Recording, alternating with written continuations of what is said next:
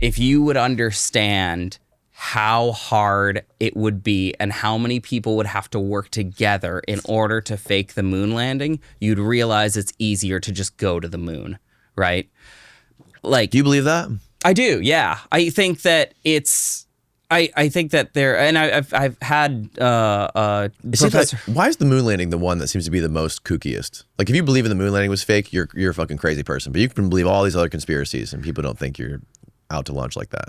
Oh, see, I disagree. I think really? I think flat Earth is the kookiest. Oh, flat Earth is the kookiest. Yeah, right. Yeah, I think flat Earth is by far the kookiest, or like flat Earth is the stupidest for sure. Tartarianism.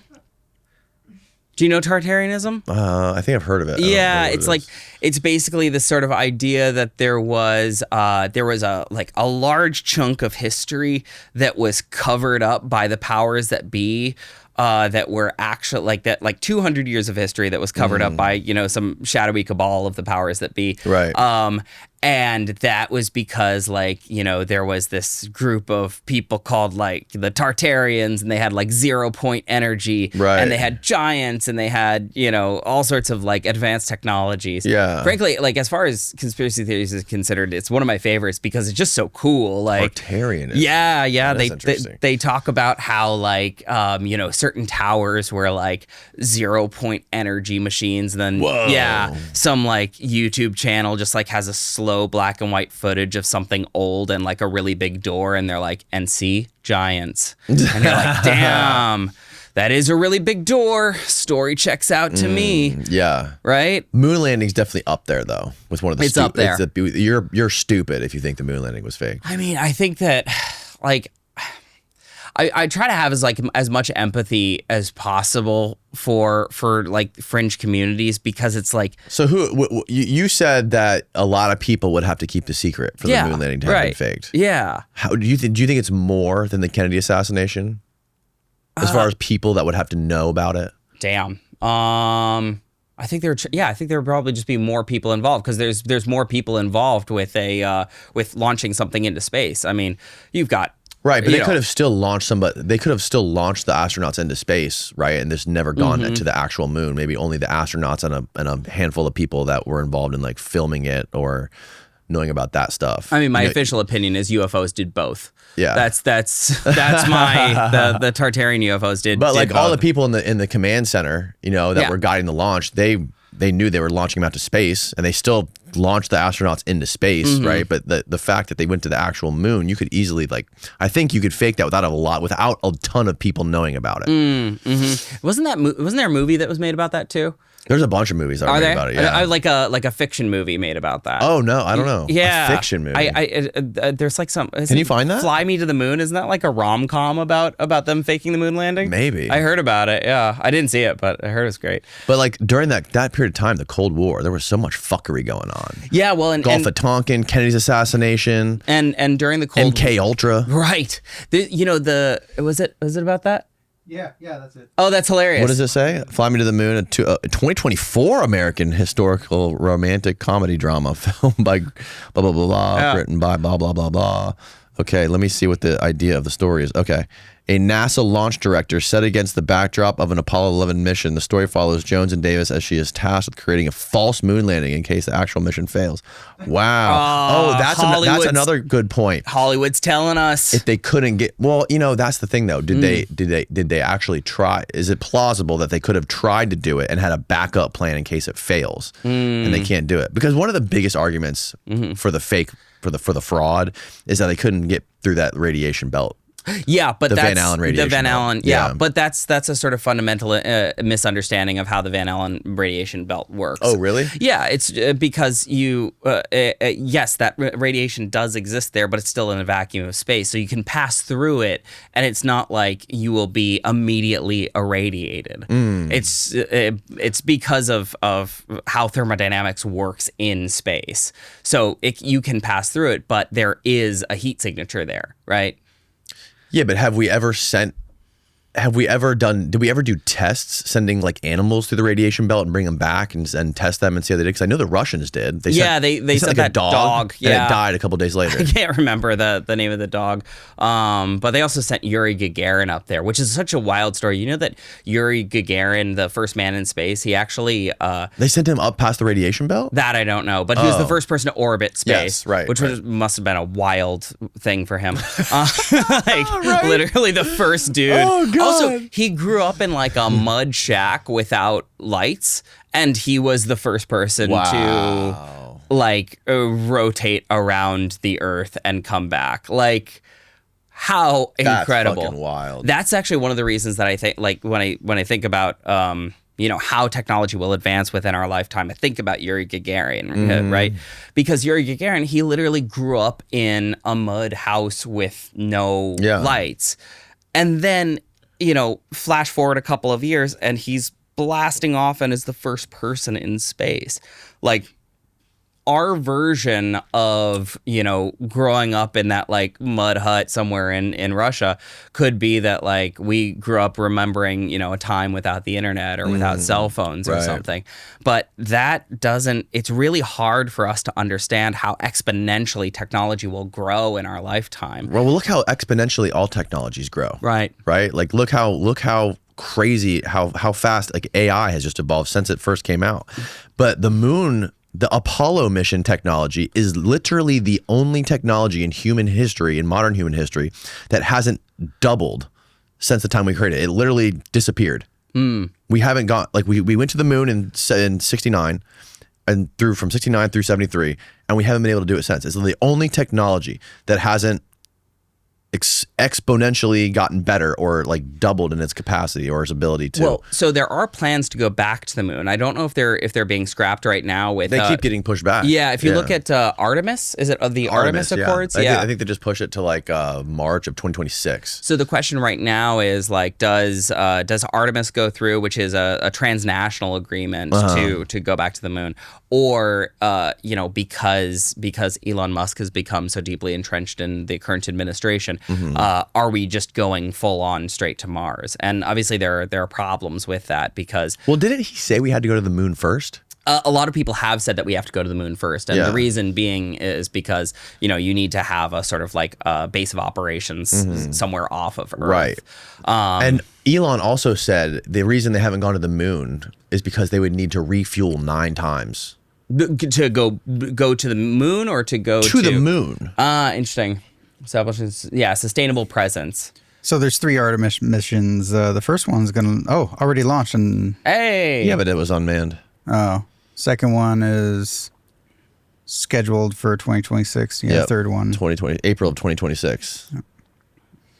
Yeah, and I mean, by sort of and there's also a lot of private space companies now. They call them new space. They're basically the startup space of space companies. And I've interviewed a couple of these people. It's really fascinating. Some people are building full on space habitats now. I think that there's a company called Vast that's doing that. Some are creating ways of like storing material in space so that if you need it anywhere in the world, it can just kind of be dropped down to, have on the Earth. And space as like an emergent field is super fascinating. Yeah. Have you ever heard the sound of Earth from space? No. Steven, what does that sound like? Pull up the sound of Earth from space on YouTube. It's fucking wild, what? Dude. It almost sounds like it almost sounds like you're in the rainforest. The sound, There's like howler monkeys and stuff? it's from like plasma fields. Whoa. Yeah, because there's no, you can click that, yeah. This is the sound of the Earth's magnetic field. Oh, whoa. Oh, this isn't the one I saw. Go back. This is not the one I saw. This must be fake news. This has got to be fake news. Maybe that one. Try that one. 12 hours? No, 12 hours? No. That's the rest of this podcast is just going to be us listening to Earth. Up, right there. Click that one for 11 million views or 1 million views. Go. Oh, you went right past it. There you go. Oh, now I'm getting the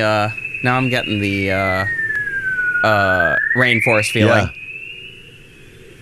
These sounds are generated by energetic particles in Earth's plasmasphere, which are being tugged to and fro by the rotation of Earth's magnetic field.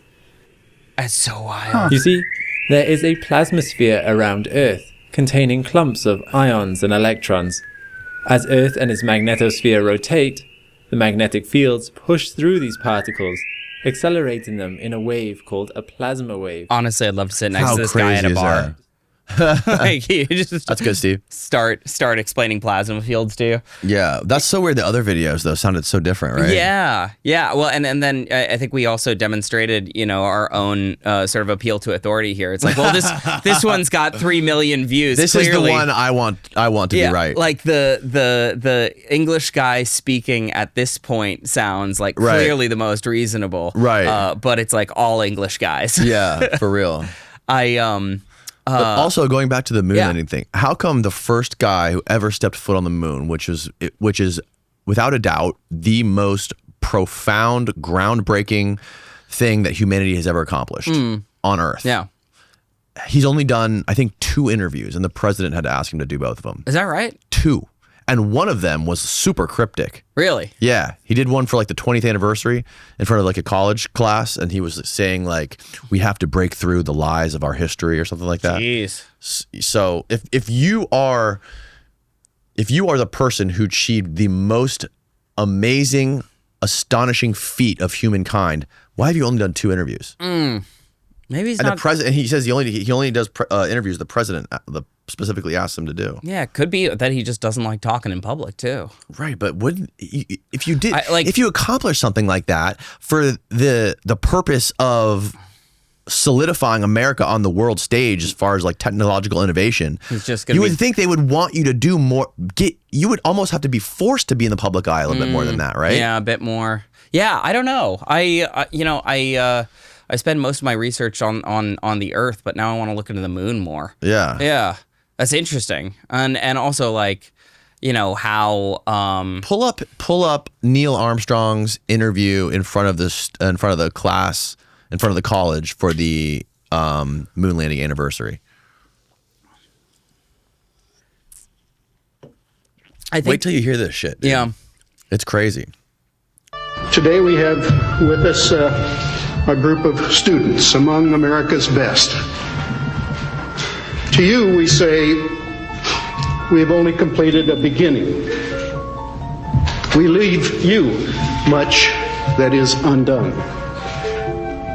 There are great ideas undiscovered, breakthroughs available to those who can remove one of truth's protective layers.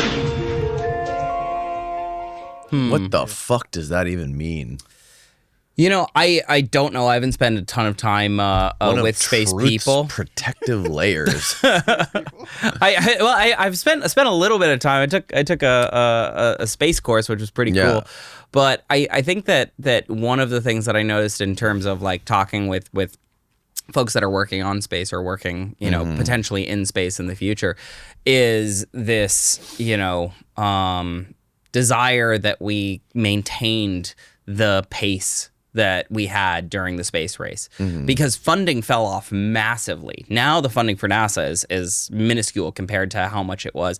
I don't know if you can find it, but can you find the percentage of the U.S. budget that NASA was funded at the time of the space race versus now? It was a lot higher. It was an enormous amount, and but now a lot of that funding is going into SpaceX and other private companies. Yeah, it goes into SpaceX, and then of course there's not we. I certainly haven't been involved in privatizing space, but there are private space companies that have demonstrated that you can create profit out of space. You've got tourism. Yeah, tourism is coming up. Small satellites for bespoke purposes, and this is actually one of the issues that we're starting to see more and more, which seems like, yeah, look at that. So 1960s to now, 60 billion that's worth dollars. In 2020, it was worth 60 billion a year. Where does it say what it is now? So around 4.4% in the 1960s, and then 0.5 now. Yeah. Right. And so you imagine what... But also a lot of that money has gone to private companies. Right. Yeah. And private space is now more open for business. Google this, Steve. What was the memory on the NASA Apollo computers? I think it was their guidance computers. Computer memory. Yeah. There we go. It was just like an original Game Boy. 4 kilobytes of RAM. Wow. 4 kilobytes. Yeah. Incredible. Of RAM gosh. to get to the moon.